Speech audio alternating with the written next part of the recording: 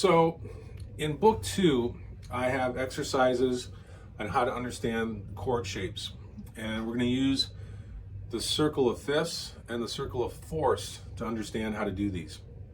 We're going to start with set 1, and we're going to hone in on these things. I'm going to adjust my camera angle, and I'm going to go through these here.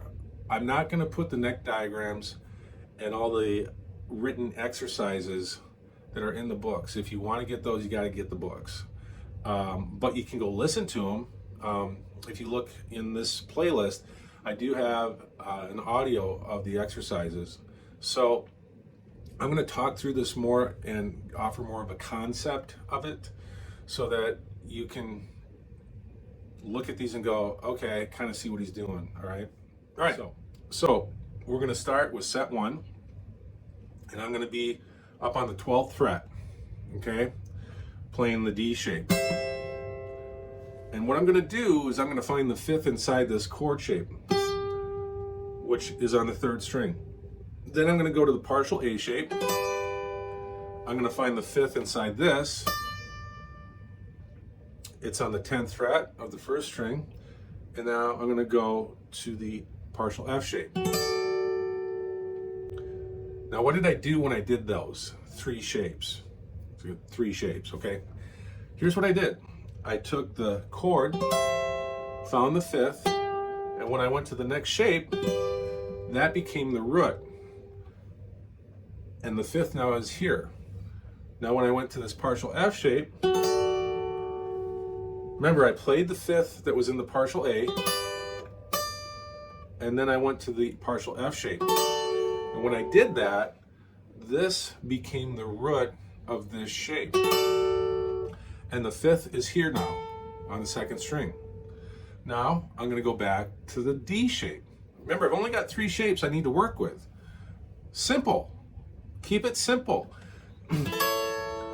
So here I am now on the 9th fret. And if you notice right now, I'm not talking about what these chords are. I'm not saying this is an A chord. Why? Because your goal is to focus on the shape and learn the numbering pattern. That's what counts right now. In the exercises that I have in the books, I do tell you what every single chord is and what inversion it is, slash chords, all right? But right now, we're focusing on how these shapes are designed. And we're only focusing on the 5th and the root. So here I am, and here is the 5th inside this shape. When I go to this partial A shape again, this becomes the root, and the 5th travels to the high E string. And I play the 5th to hear it, and now I make it the root inside the partial F shape. Here's the 5th, now on the 2nd string. Now if I make that a root in the classic D shape, the 5th has traveled to the low. Here it is. And now when I play this shape, the 5th travels to the high, and this becomes the root. Here's the 5th inside that shape. Now it became the root, and the 5th traveled to the 2nd string. Now it becomes a root. This is the root. It was the 5th. Now the 5th is here on the low string. Now I'm going to make it a root, and the 5th is going to travel to the high E string. That's the 5th inside this shape. Now I'm going to make it a root, playing the partial F. That's the 5th inside the partial F shape. And now when I do this, back to my D shape, that was on the 12th fret. What was the 5th inside the partial F now becomes a root. And the 5th is on the 3rd string. Okay, so there's some patterns that are involved in this. And I'm not going to go into a lot of details on the patterns other than just to say this. Wherever the root is inside these shapes, if there's a string that's part of the shape that's a lower string, it is always the 5th. Okay? If the root is on the lowest of the 3 strings, the 5th is always on the highest of the 3 strings. three shapes. The classic D shape, the root's in the middle, the fifth is on the bottom. Okay? F shape. All right? The root's on the high string, the fifth is in the middle. All right? And the third's on the bottom. And the only one where the fifth isn't on the bottom is when the root is on the lowest string, the fifth then has to go to the top. It's a circle. It's a circle. Look, root, 3, 5. Root, 3, 5. See that? Root, 3, 5. Whatever's on the low string has to go to the high string. It's just part of the pattern.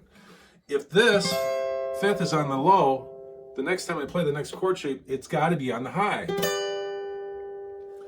Here's my root. Next time I play the next chord shape, guess what? That is the root of this shape. It was on the lowest string, now it's on the highest. These are patterns, okay? There's set one, and yeah, man, if you want to get the books, you'll be able to check those out. Okay. So what I'm going to do now is I'm just going to play this exercise straight through without saying anything, so you can kind of hear how it works. But what I am doing when I'm doing this is I'm going through the circle of fifths by doing this.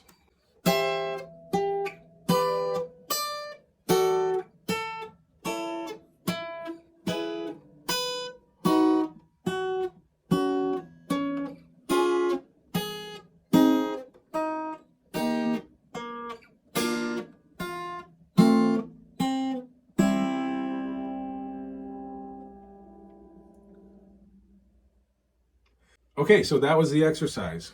That's set one in fifths. And like I said, I've got all the neck diagrams and all the exercises in volume 2 if you want to see the specific detailed exercises and the specific neck grid shapes that show all this stuff. All right, so we'll get into set 2 on the next video. And like I said, hey, hit the like, subscribe. That way you'll get the latest videos as they come out. Thanks, guys. Thanks for watching this video. Again, I'm Phil Olson. To purchase the Awesome Guitar Series, click on the link below. It'll take you to Amazon. You can see full descriptions of each one of the volumes. After you've made your purchase and you receive them, go home and practice.